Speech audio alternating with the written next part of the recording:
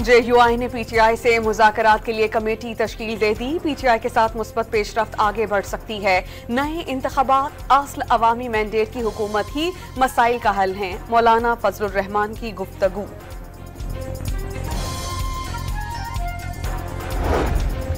मखसूस नशिस्तों के फैसले पर नजरसानी दरख्वास्तें। गर्मी की छुट्टियों के बाद मुकर्रर करने का फैसला।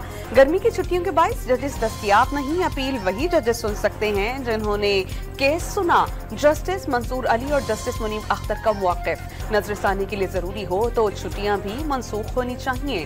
चीफ जस्टिस का इख्तलाफी नोट।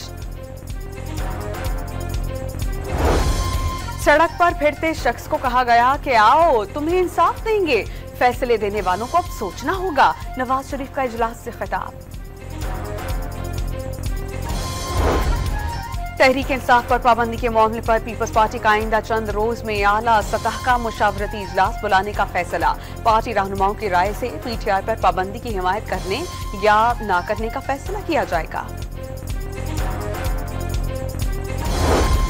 कराची के इलाके कायदाबाद में बच्ची से ज्यादती की कोशिश करने वाला मुलजिम गिरफ्तार। मुलजिम ने बच्ची को नाले में फेंक दिया जिसे तशवीशनाक हालत में निकाल लिया गया।